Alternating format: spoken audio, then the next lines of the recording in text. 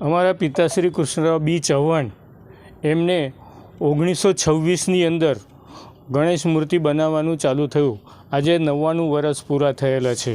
1939ની અંદર અમારા પિતાશ્રીને ગણેશજીની મૂર્તિ બનાવવાનો ઓર્ડર આપ્યો. એટલે અમારા પિતાશ્રીએ સિંદુરાસુર વધ એટલે રાક્ષસને ગણપતિ મારી રહ્યા છે એવી રીતે મૂર્તિ બનાવવાનું શરૂઆત કરી.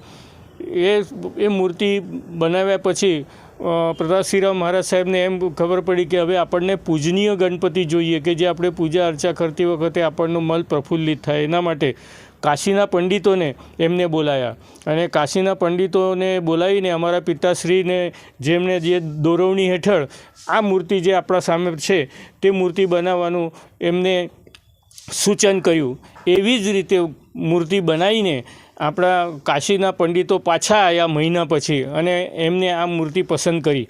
આ મૂર્તિની અંદર એવી છે કે એનો કલર પણ નક્કી કરવામાં આવેલો છે અને આજ દિન સુધી 1940થી આજ દિન સુધી એવી જ મૂર્તિ અને માટીની મૂર્તિ આજે 36 ઇંચની બનાવવામાં આવે છે.